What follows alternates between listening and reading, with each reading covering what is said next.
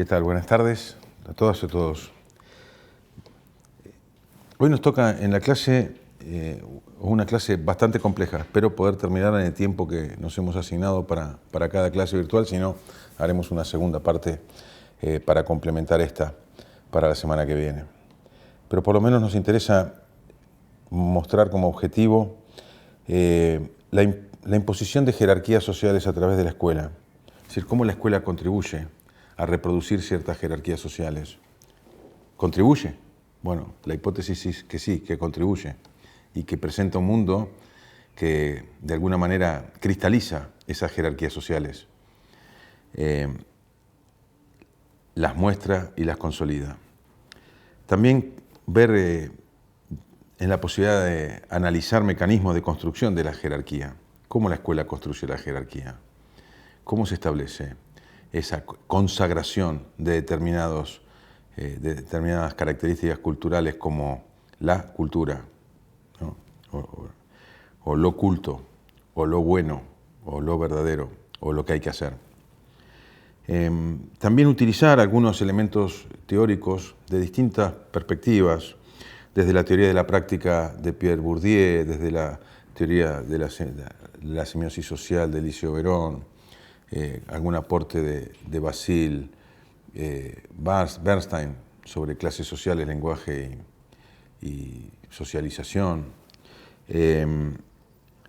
para formular hipótesis. Esto pretendo que sea la última parte de la clase, relativas a la incorporación de jerarquías en los esquemas de juicio ya más burdiesano o en hábitos, ¿no? Cómo se incorporan esas jerarquías en lo que es el resultado de la incorporación, que es hacer cuerpo o hacer carne, una mirada de un mundo, pero esa mirada ya no es meramente pasiva, sino que actúa en la medida en que clasifica, ordena, juzga y dispone a actuar de determinada manera, ¿no?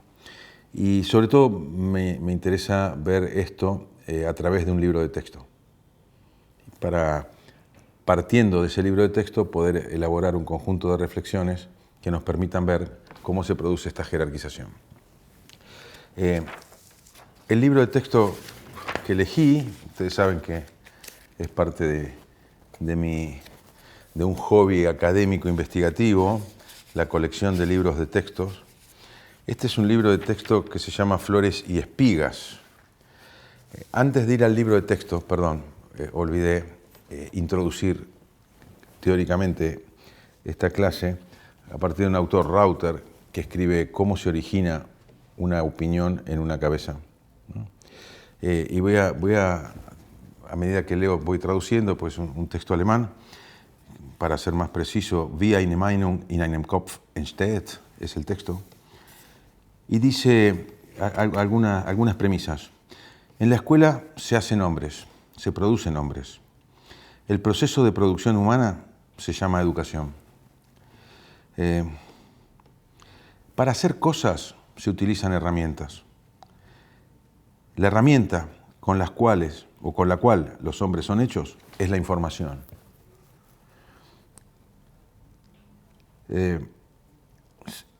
Ahora, el sentido, la característica esencial de la información puede comprenderse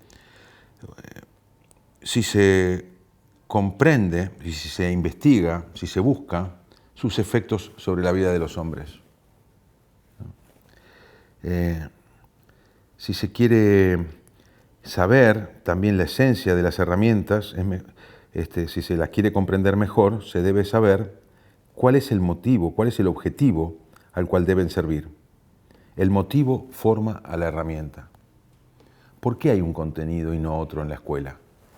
Me parece que comprender el tema de los contenidos es algo mucho más que una tecnocracia didáctica. Es el sentido que tiene esa herramienta simbólica, diría Vygotsky, por qué es esa información que produce hombres está dentro de los contenidos obligatorios de la escuela. Esto como pantallazo previo, para que nos preguntemos qué sentido tiene, a quién sirve. No existe herramienta, dice Rauter, sin un motivo. El conocimiento es una herramienta, no es un fin. La información, el contenido en términos generales, es una herramienta, no es un fin en sí mismo. Aunque muchas veces la práctica institucional desde la escuela para arriba, digamos, con los ministerios, los funcionarios, pareciera que solo el contenido es lo que es un objetivo en sí mismo, pero no, sigue a un objetivo. Tenemos que distinguir la relación entre contenido y el objetivo para el cual sirve si queremos comprender la herramienta de para qué está determinado contenido prescripto para ser transmitido en la escuela.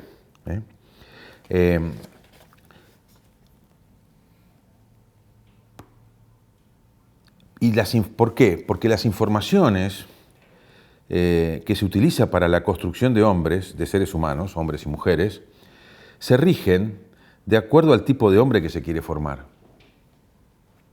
Nosotros podríamos, a través de la investigación y la indagación de los fines a los que persiguen los contenidos, entender qué hombre se pretende formar, ¿no?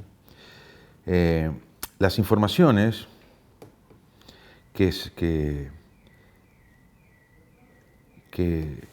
se imponen a los que pasan por el sistema escolar contribuyen, se adhieren, se incorporan en nuestras cabezas en formas de juicios y de convicciones.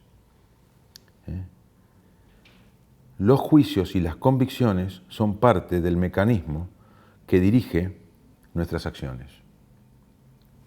Entonces, de alguna manera, una primera reflexión es, no es independiente los contenidos o el conjunto de contenidos que está prescrito en la escuela del hombre al que se quiere formar y de esos objetivos que muchas veces están implícitos. Volveremos a este autor más tarde. Pero ahora vamos al libro de texto, teniendo en cuenta esta relación entre la información, los contenidos, decimos nosotros, en sentido más amplio, y el volver hombres o hacer hombres o producir ciudadanos, seres humanos, ¿no? Para eso entonces vamos a ir a este libro. Vamos a intentar utilizar este elemento del dispositivo escolar para ver qué tipo de función cumple en el contexto de las relaciones escolares, y que de alguna manera puede ser develador del conjunto de relaciones que producen ciertas cosas. Que muchas veces el discurso incluso dice que va en contra de esas cosas que las condiciones producen, pero las condiciones permanecen, con lo cual el discurso aparece como inoperante cuando opera sobre las consecuencias y no sobre las causas que producen lo que el discurso quiere cambiar. Este libro, Flores y Espigas, fue aprobado por el Consejo Nacional de Educación, antes el Ministerio de Educación, antes el Consejo Nacional de Educación, tenía la potestad de autorizar cualquier libro que circulara por el sistema escolar. O sea, cualquier manual escolar tenía que tener autorización del Consejo Nacional de Educación. En este caso fue aprobado por el expediente 550 del año 66. Y fue aprobado por el Ministerio de Educación en el mismo año, el Ministerio de Educación de la Provincia de Buenos Aires, por resolución 07310. El copyright es de la editorial Luis Lacerre, y el libro sobre el que yo trabajé es una 9ª edición, y se imprimió el 29 de marzo de 1975 en Buenos Aires. Entonces tenemos un libro que se autorizó en el 66 y que se reimprimió para seguir siendo utilizado en el sistema escolar en 1975. La autora Leonor María Lorda Parellón, las ilustraciones son de Belaurío y Guillermo Cristiani, y tiene 219 páginas numeradas. Primera reflexión. Le agradezco a mi equipo de trabajo que me ayudó con información que le requerí para preparar esta clase. Entre el año 66 y el año 75 pasaron 8 presidentes nacionales. Desde el presidente Humberto Ilia, luego Juan Carlos Onganía, después Roberto Marcelo Livingston, Alejandro Lanusse, Héctor Cámpora, Raúl Lastiri, Juan Domingo Perón y María Estela Martínez de Perón. Como verán, el contexto político en el que se utilizó este texto era de lo más variado. Gobiernos democráticos, gobiernos dictatoriales, gobiernos democráticos más de tipo nacional, como la Unión Cívica Radical o el peronismo, ¿no? Ilia, Cámpora, Perón. A través de todos estos contextos políticos, el libro siguió operando en la escuela.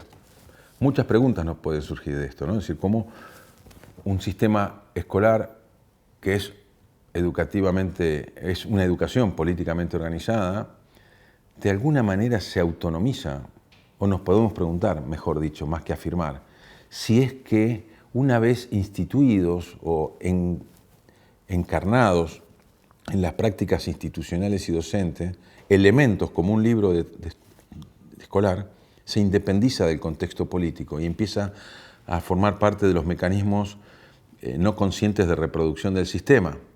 Pero que no sean conscientes no significa que no tengan ese objetivo al que nos refería Rauter, de por qué incluimos tal contenido, qué hombre queremos formar, y ese es el fin para el cual se utiliza una herramienta. Creo que dentro del pensamiento relacional que nos tenemos que mover, el manual, el libro de texto, es un elemento que a su vez condensa también un conjunto de relaciones que emergen a través de esta producción, diría Verón, que es el objeto discursivo, libro, y que persigue un fin para formar un hombre.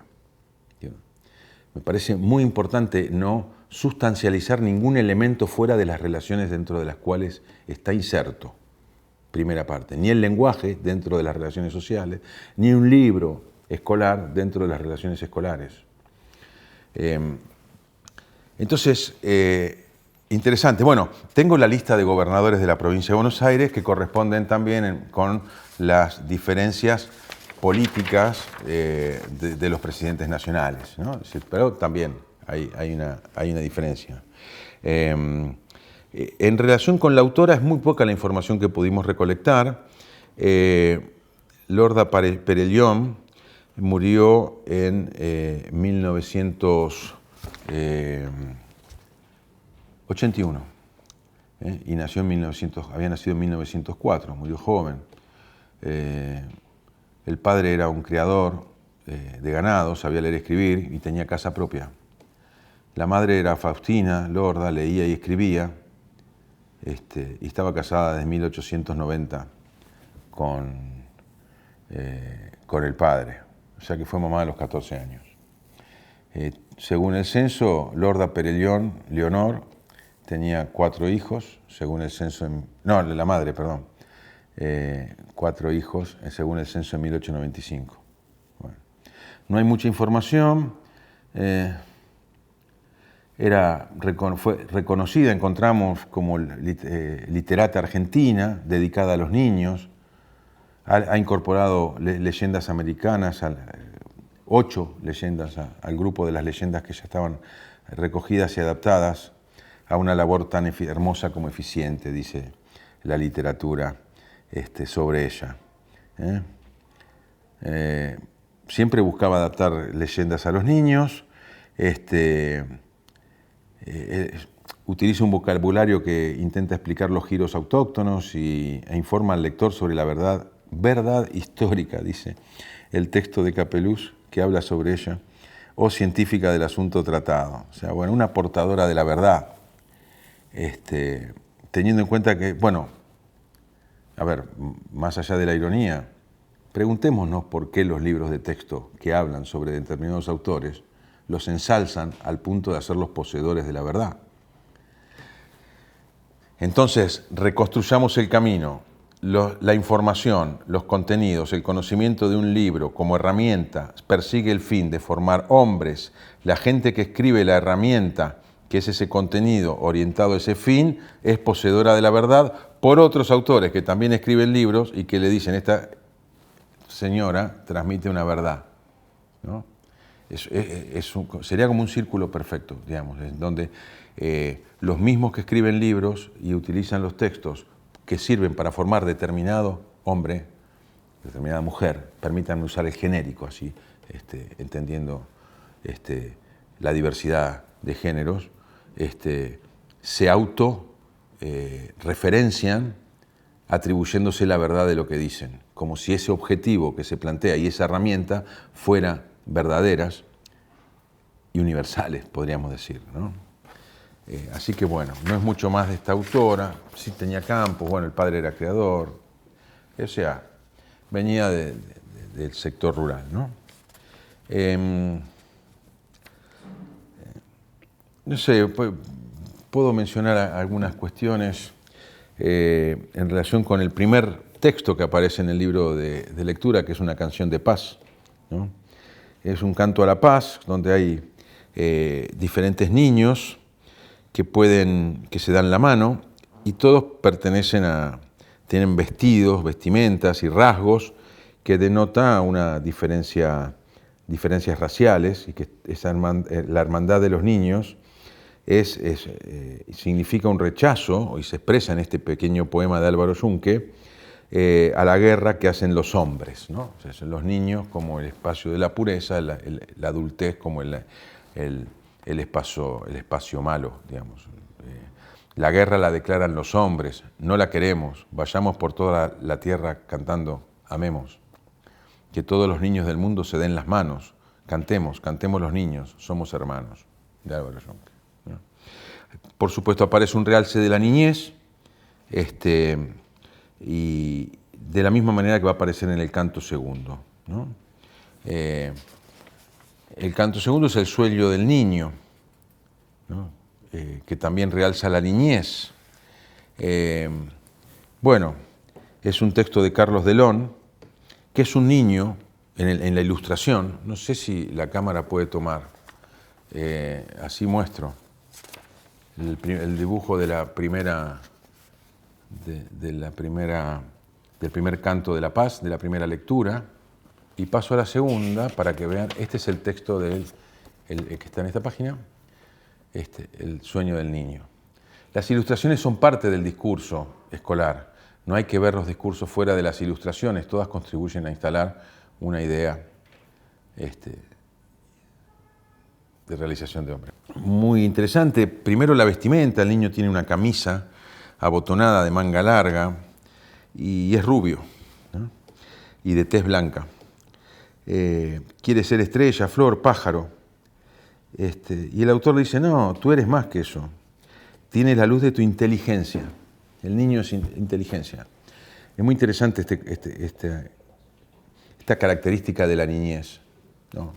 Podríamos sacar preguntas si tiene relación con la psicología infantil, la escuela nueva y toda la revalorización de la niñez como una etapa particular e idiosincrática, con sus características propias. Pero lo que es muy interesante es la inteligencia ligada a la luz, ¿no? Eso es una tradición muy grande que tiene que ver, personalmente en mi interpretación es de asociarla al iluminismo o esa racionalidad que se construye a partir de un método científico, ¿no? Si bien acá habla de inteligencia y no hace una disquisición acerca de la racionalidad, la idea de luz asociada a la inteligencia nos permite de alguna manera generar esta asociación entre iluminismo e inteligencia. Porque podríamos preguntarnos si aquel niño o aquella niña que no participa de la racionalidad moderna iluminista es inteligente.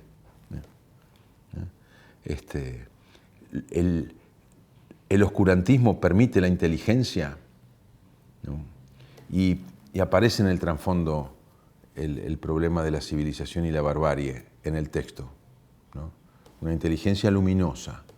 Lo que no es inteligente es oscuro. ¿Quién define que no es inteligente? ¿Quién le atribuye oscuridad a otras formas racionales, no científicas o no iluministas de pensamiento? El libro, implícitamente.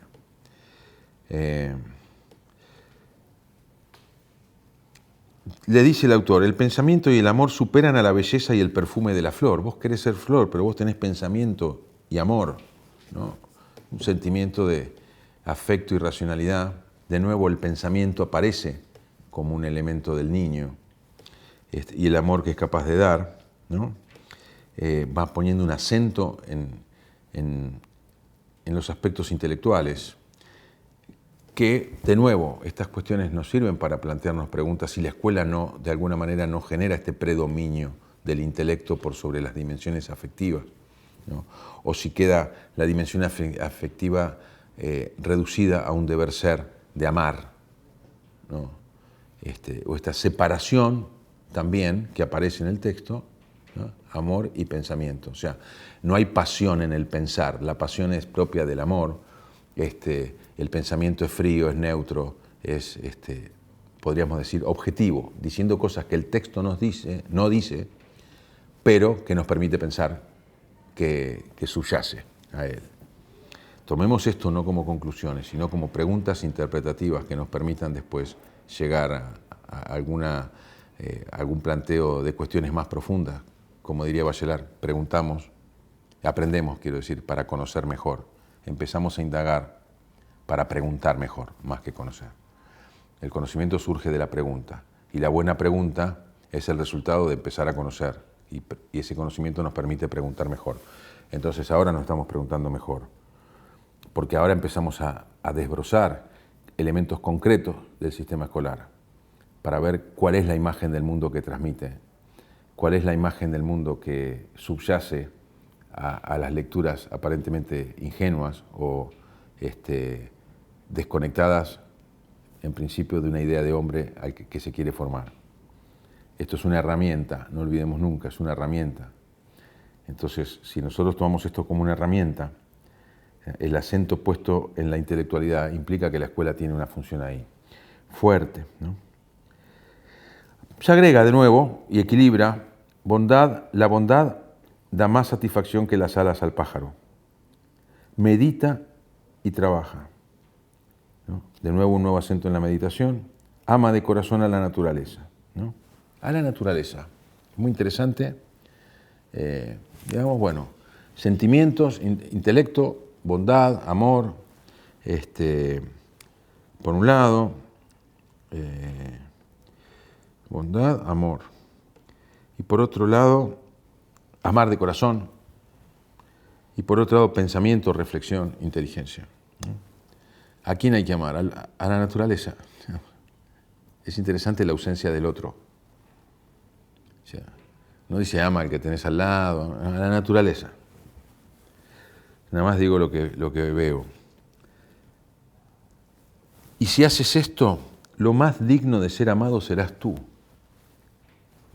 De nuevo, ¿no? Una ausencia de otro y una recepción individual del amor de otro. Bueno, después vamos a intentar pasar un hilo por sobre las lecturas para poder ver, a ver si podemos lograr reconstruir esta idea de hombre que va apareciendo. En la página 5 aparece, salto algunas que no nos va a dar el tiempo de analizar, y en la 5 ya nos introduce en lo que es redactar una carta. Imagino que ese es el objetivo didáctico, es decir, la carta de Miguelito, ¿no? La carta de Miguelito, de la página 5, es un niño que escribe una carta a su tío para agradecerle un regalo, que es un petizo, es un caballo. Cuenta la enorme alegría que esto le produjo y el nombre que le puso, Azabache.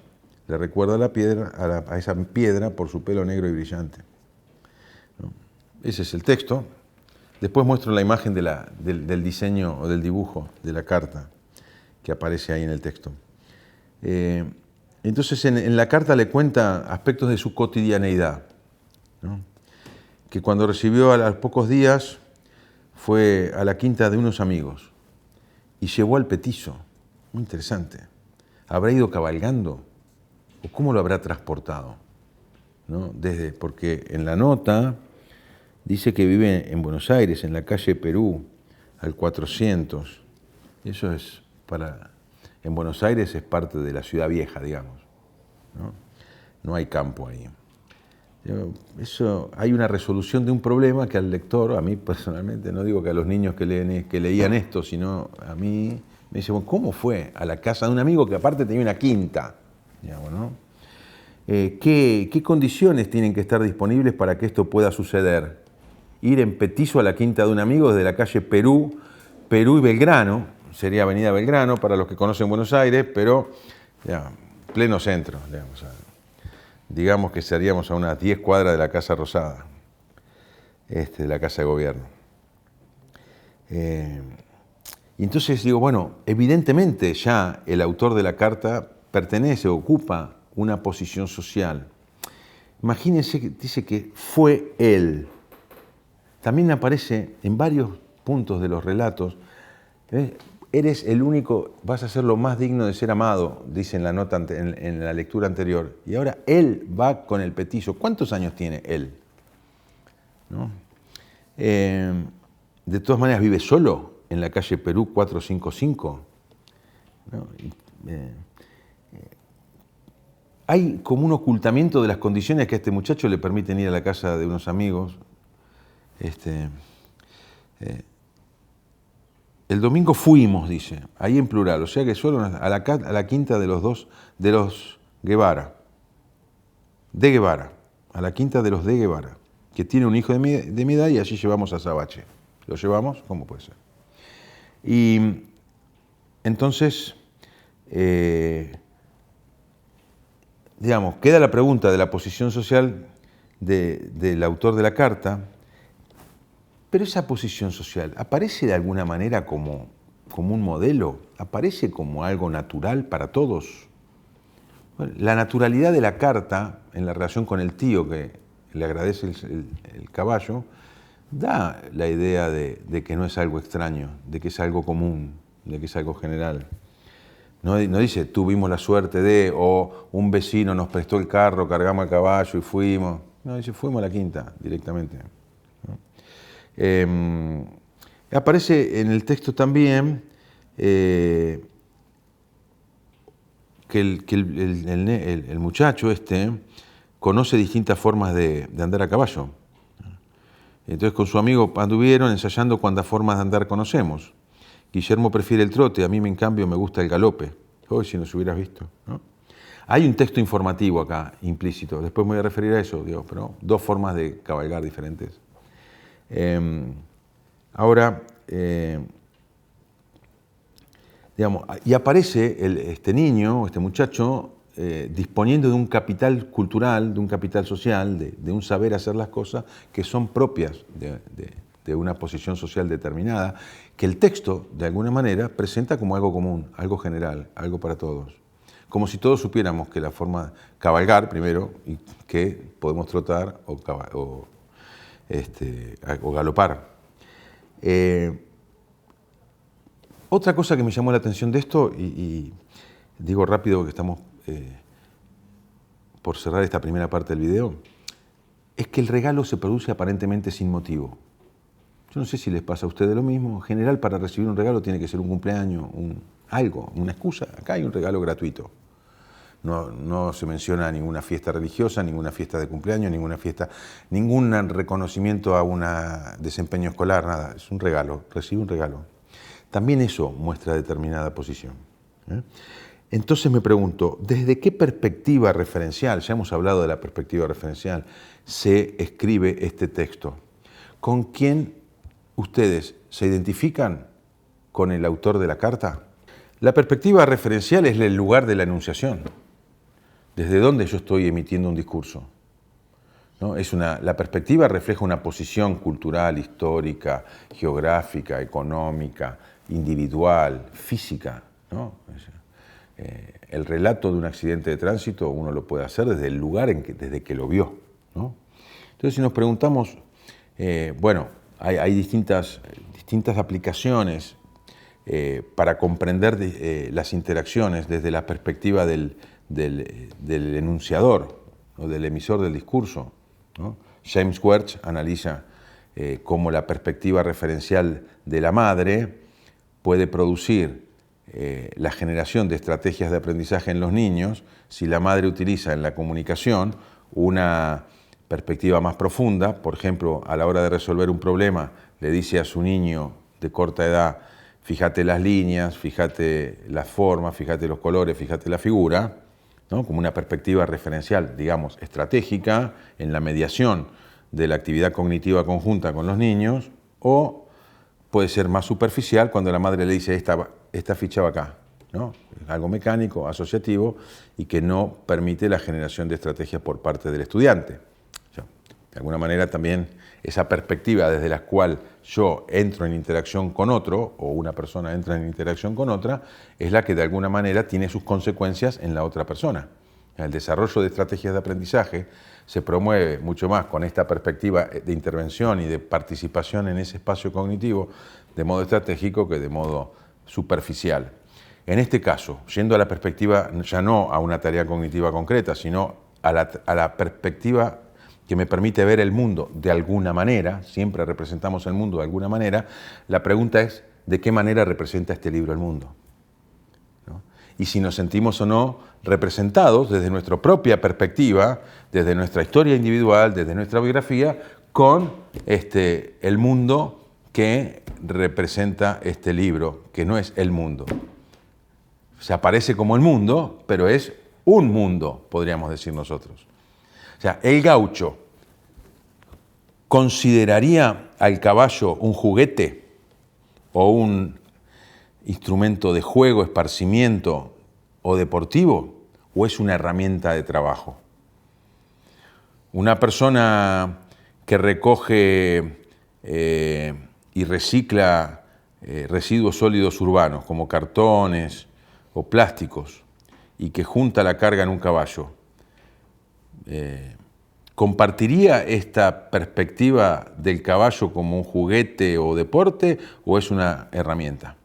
¿No? El caballo que llevaba ganado y que dormía, el gaucho que llevaba ganado y lo arreaba con el caballo y que dormía sobre el caballo. Por eso la silla de gaucho es una silla ancha, a la que no le gustaba a Sarmiento. A Sarmiento no le gustaba porque era inculta. Sarmiento quería que los gauchos usaran la silla inglesa. Obviamente no se puede dormir, no se puede llevar nada, para grandes travesías en la extensión que en Argentina hay o había antes de los alambrados para llevar el ganado. Para ver la perspectiva de Sarmiento de la civilización sobre el gaucho, pueden ver la biografía de Sarmiento, escrita por Leopoldo Lugones, otro gran escritor argentino. ¿Cuál es la perspectiva que el libro transmite del caballo y de la situación que describe en su carta Miguelito, ¿no?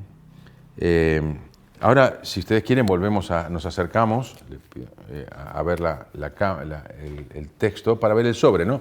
Obviamente el sobre es ilustrativo de cómo se debe escribir una carta. De un lado está el destinatario, del otro lado está el remitente, ¿no? El destinatario obviamente es el tío de Miguelito, que vive en una estancia en General Villegas, provincia de Buenos Aires, y el remitente en Capital Federal. De ahí yo saco la dirección de que Miguelito vivía en Perú 455, porque está en la carta, no la inventé yo, ¿no? Y bueno, el objetivo es saber escribir una carta para agradecer regalos, ¿no? Esta es una cierta cotidianeidad que refleja una visión del mundo desde Miguelito para todos los que leen el texto. Las características del lenguaje también son notables. Hay una riqueza de vocabulario, muchas adjetivaciones que le dan una fuerte impronta expresiva al texto por sobre la informativa, ¿no? Como datos informativos aparecería o contenido para aprender los diferentes tipos de andar, ¿no? El trote o el galope. Pero es mucho más expresiva que informativa la carta, ¿no? Se transmiten sentimientos, deseos, sentimientos de alegría, ¿no? Dice: nunca creí tener la suerte de ser el feliz poseedor de un petizo tan hermoso, ¿no? Felicidad, alegría, cariño por el tío, sorpresa, no me parece cierto, ¿no? Gusto,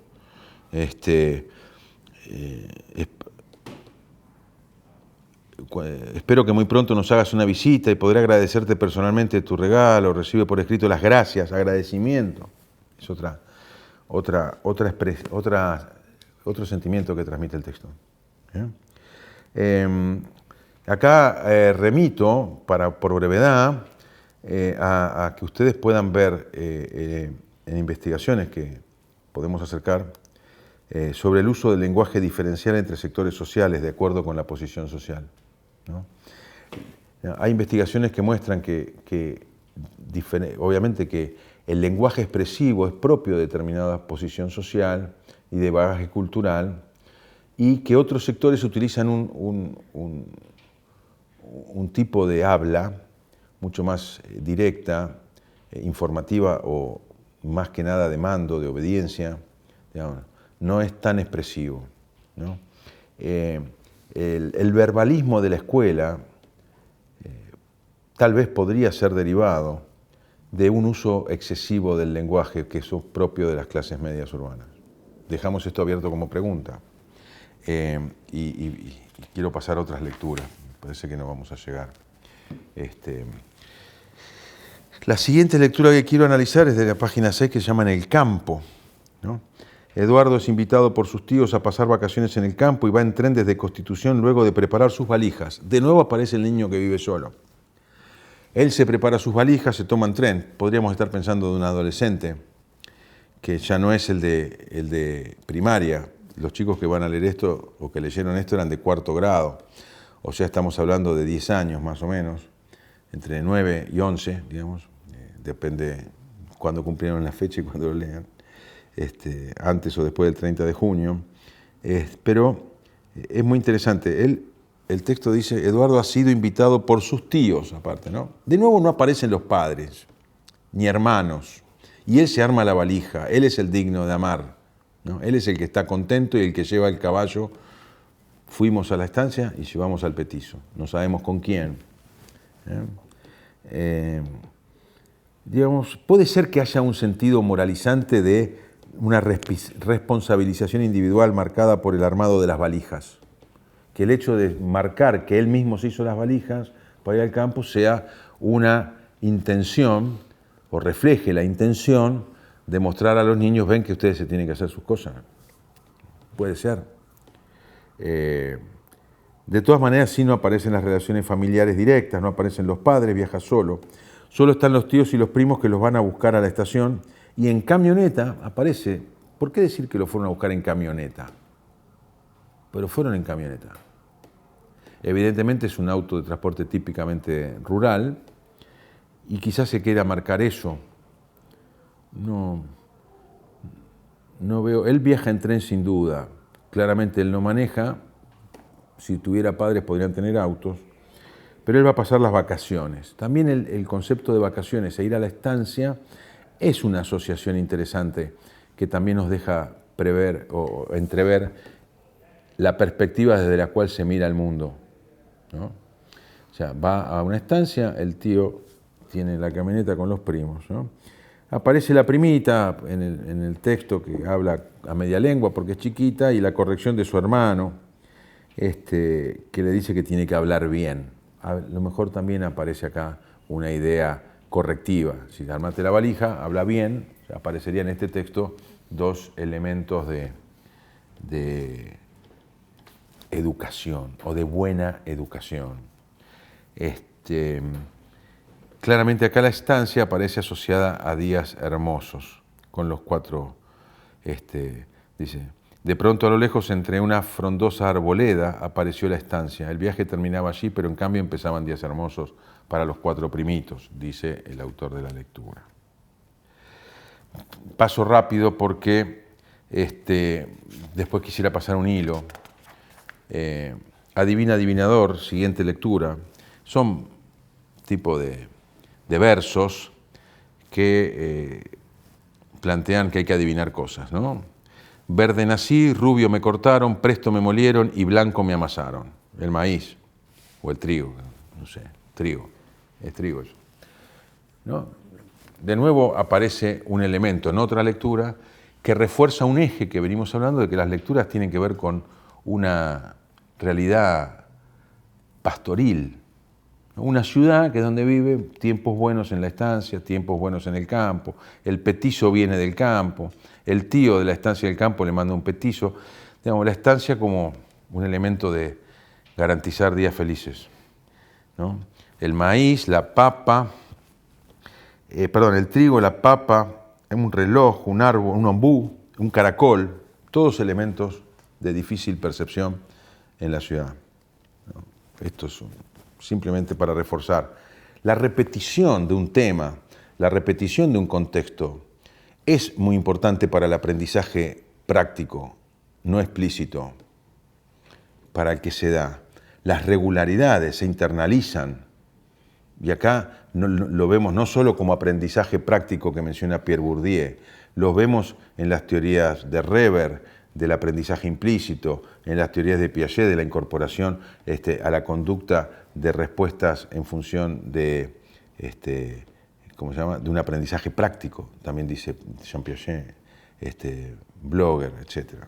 Bueno, que aparezca un tema repetido no es menor, porque imaginemos que a lo mejor entre tema y tema pasa un tiempo, una semana, 2 semanas, o sea, no es como yo lo menciono, uno atrás de otro, son semanas trabajando con la iniciativa de estas lecturas que refuerzan este aprendizaje que asocia la estancia con la felicidad, con los buenos días, con la familia finalmente, porque son los únicos que aparecen mencionados como familiares, los que están en las estancias, los tíos.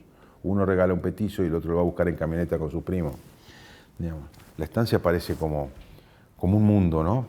Aparece como un ámbito de garantía. La ciudad parece, el personaje que está en la ciudad, Miguelito, el de la carta, o el otro que escribe que va a la estancia del campo, es soledad, es individualismo, ¿no? Son los muchachos que uno va al campo, otro recibe el petizo, todos viven en la ciudad. El campo aparece como, la estancia más que el campo, aparece como felicidad, aparece como días, ¿cómo dicen? Días hermosos.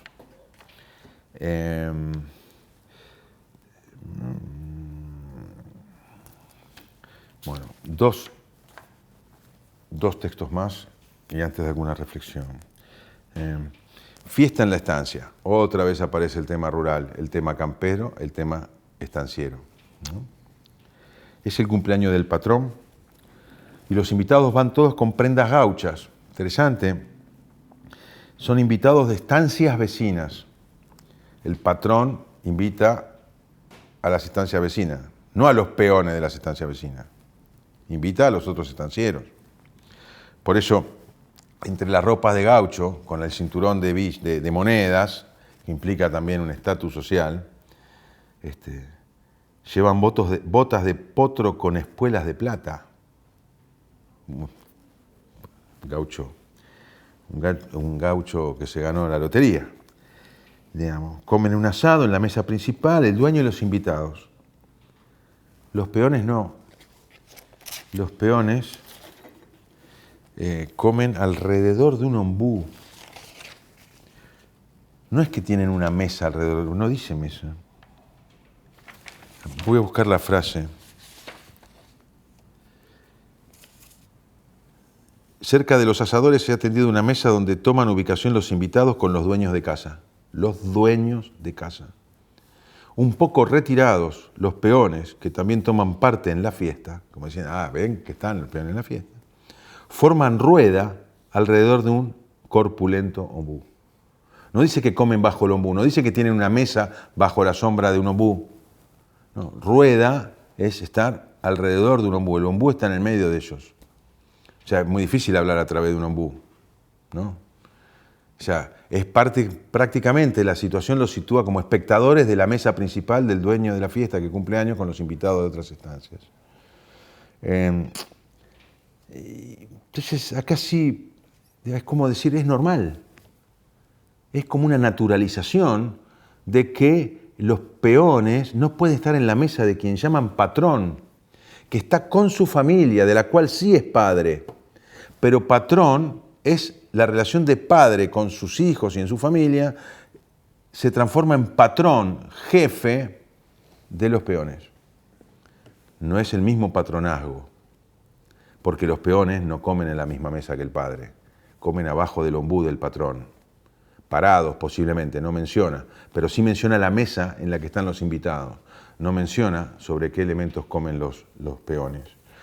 Entonces, hay un brindis, se adelanta uno, un peón, y hace una copla improvisada, y le hacen una rima: señor don Félix Oscar, patrón de la Carolina, lo quiero felicitar por mi lengua no atina, dice el propio peón, ¿no? Como que le faltan palabras. Sin embargo, yo le digo en forma clara y sencilla que los cumpla muy felices rodeado por su familia, ¿no? También la dificultad del lenguaje aparece acá de un modo interesante. Obviamente, de todas estas primeras lecturas aparece un país agroindustrial, ¿no? Pocos patrones, muchos peones, un país agropastoril. No voy a hacer referencia, salvo brevemente, a un conjunto de fábulas que también el texto presenta, vinculado a las culturas aborígenes. La leyenda del maíz no dice de qué pueblo aborigen es, ¿no? Obviamente los indígenas están vestidos sin ropa, como formando parte de la naturaleza, pero claramente la leyenda no tiene la racionalidad del conocimiento científico. Simplemente eso quiero mencionar. La leyenda del maíz es una leyenda, si queremos acercarnos, ¿no?, en donde las imágenes muestran los dibujos típicos de los indios, ¿no? Claramente, si en la fiesta del patrón todos venían vestidos de gaucho rico, con espuelas de plata y cinturones con moneda, el indio no tiene nada de eso, ¿no? Está semidesnudo, viviendo en un entorno natural, porque no hay casas, no hay mención de nada, ni de camioneta, ni de cosas que se mencionan en otros textos. Y eso también me parecía digno de ver. Más allá de que en el texto aparece, sin ser mencionado en lecturas, pero aparece una imagen de Bernardino Rivadavia, casi como una publicidad subliminal. Aparece la imagen, pero no aparece mencionado en ninguna lectura. También eso me llama la atención. ¿Por qué pone una imagen de Rivadavia? ¿Cuándo el político pasó a ser prócer? ¿Cuándo el que llevó adelante un modelo de país dejó de ser un político más? ¿Ven? Bernardino Rivadavia. Aparece acá una imagen descontextualizado de cualquier lectura anterior o posterior, pero aparece Bernardino Rivadavia. ¿Qué significa entronizar a un político como un prócer? ¿Deja de lado su politicidad? ¿Significa que su visión particular del mundo deja de ser particular para ser universal? Tal vez.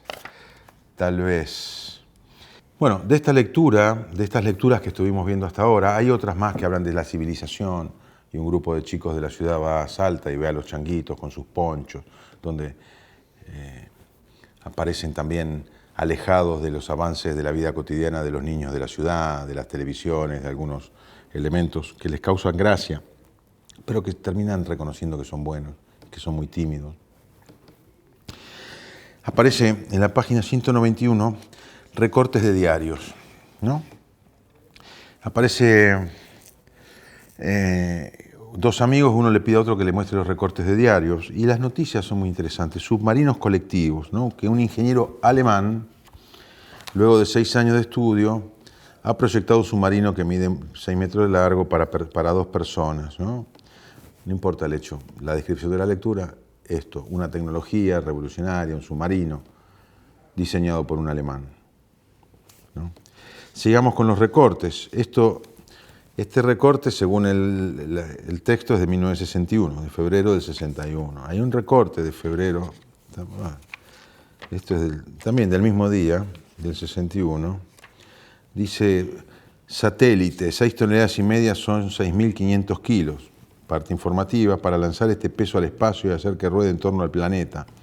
Esta hazaña científica la cumplió la Unión Soviética hace poco más de una semana. Interesante, ¿no? De nuevo esa noticia. 30 de mayo del 65 lanzó la Unión su satélite científico. La Unión no es la Unión Soviética, la Unión es los Estados Unidos, ¿Qué significa llamar a Estados Unidos la Unión? ¿Quién le dice a Estados Unidos la Unión? Eso lo podemos googlear y ver cuál es la perspectiva desde la cual uno le dice a Estados Unidos la Unión, ¿no? La Unión también sería Brasil o la Argentina misma, que es una federación. Pero no, es la Unión.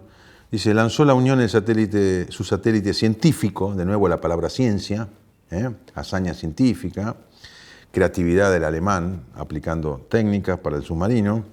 Cabo Kennedy, los Estados Unidos pusieron en órbita un satélite detector de tormentas por radioactividad que podría resultar mortíferas para los viajeros a la Luna. Bueno, de nuevo. Qué interesante, dice el chico. Busca otro recorte de junio del 65. Cabo Kennedy, gran resonancia mundial ha causado el 5º vuelo orbital de Estados Unidos y la proeza del mayor White, cuyo paseo por el cosmos demostró que el camino hacia la Luna está abierto para el hombre. El Mariner transmite a la Tierra fotografías de Marte, otra noticia de unos días después, ¿no? Y después hablan de la era atómica, etc. Este par de noticias resaltadas en la lectura muestra esta cierta, digamos, disrupción con la vida cotidiana argentina, en donde hay una estancia con días felices, con cabalgar a caballo, con leyendas de los indios, con changuitos que no ven la televisión en Salta o que están fuera de los avances de los chicos de Buenos Aires, y la ciencia, la técnica, las grandes revoluciones y hazañas científicas que proceden básicamente de Europa, ¿no? De Alemania, Estados Unidos y la Unión Soviética de ese momento. Así que, estos elementos de que aparecen en un libro de lectura que, como dijimos, 9 años estuvo desde el año 66 hasta el año 75 vigente en el sistema escolar autorizado, quizás nos permita tomar o recuperar algunos elementos para dejarlos planteados hipotéticamente, para cruzarlo con el marco teórico. No nos sirve de nada si no vemos el texto con los conceptos que nos dan diferentes teorías, ¿no? Porque de alguna manera la teoría pedagógica no puede escapar a poner bajo escrutinio todas las formas que pueda adquirir la dominación. El descarte de pueblos y culturas a través de los procesos educativos son resultados de la instalación, del funcionamiento de esos mecanismos de dominación. Y estos procesos de dominación en sentido amplio, dominación sutil, dominación muchas veces con la complicidad de los dominados, podemos preguntarnos si se ejecutan, si se desarrollan, si son eficaces a través del sistema políticamente organizado de educación, ¿no? Por eso el lenguaje escolar, el habla escolar, que se basa en un lenguaje objetivado en libros y manuales, es mucho más que un código, mucho más que un código. Hay que insertar, como dice, de acuerdo con los planteos de Bakhtin y de Bourdieu, de Verón, ¿no? No podemos comprender el habla sin inscribirla en las relaciones sociales, porque el habla es un instrumento de acción y de poder. Es una forma de afirmar un mundo, de estabilizar un mundo y de decir que el mundo debe ser así. El habla se inscribe dentro de las relaciones sociales donde ella funciona.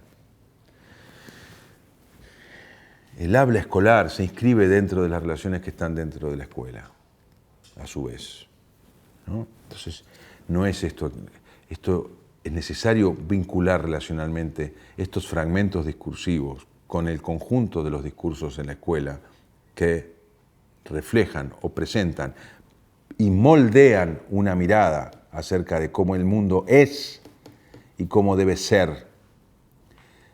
No es solamente lo que es, no es solamente que los peones comieron abajo del ombú parados y que los dueños de la estancia comieron en la mesa con sus invitados de espuelas de plata.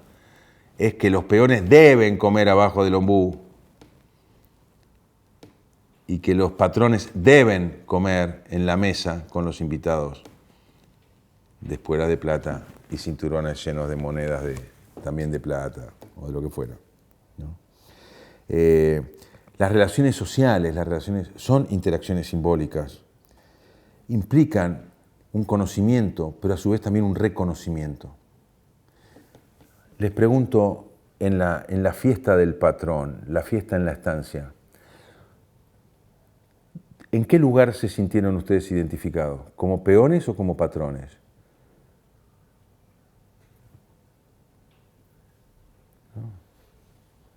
Lean el texto. Sí, bueno, podemos. Creo que el texto en la filmación, si ponen stop, lo pueden llegar a ver. ¿De qué lugar se representa? Fíjense que el lugar en el que ustedes se representan es el lugar que la escuela establece para ustedes. Es impensable que un patrón le diga a sus peones, vengan, también siéntense a la mesa, ¿no? Convertir en la jerarquía las diferencias que existen en la realidad en diferencias que deben existir y naturalizar esas diferencias, quizás sea parte del objetivo de la construcción de hombres que nos decía Rauter, ¿no?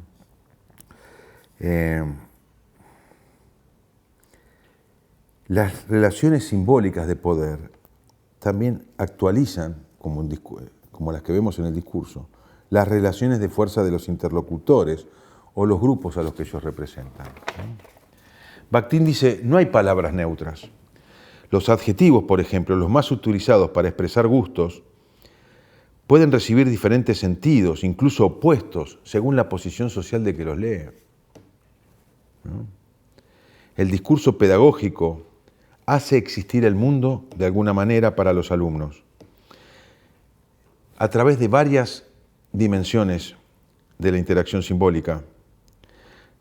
La fuerza ilocucionaria de la enunciación. Esto, enuncio de la manera como diciendo, esto es verdad, esto es así.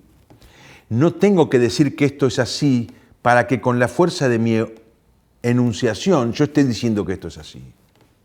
Por eso los chicos van a la casa y la madre le pregunta, ¿dónde sacaste eso? Me lo dijo la maestra. Es verdad, ahí está la verdad. Como dice Capeluz, de la autora de este libro, ¿no? Dueña de la verdad. Los textos tienen fuerza de verdad en la escuela, está en el libro, como para el ciudadano, y espero que no por mucho más tiempo, los periódicos tienen fuerza de verdad. También el contenido contribuye a instalar esta representación, que es de alguna manera como si fuera la única representación del mundo válida, ¿no? La visibilización de ciertas relaciones, el ocultamiento de otros, poner a Rivadavia, ¿no?, como prócer, sin hablar de Rivadavia, o eventualmente no importa si habla o no habla, el tema es que lo que se dice, no en este libro, sino en otros, hace que Rivadavia deje de ser un prócer. Les cuento una anécdota.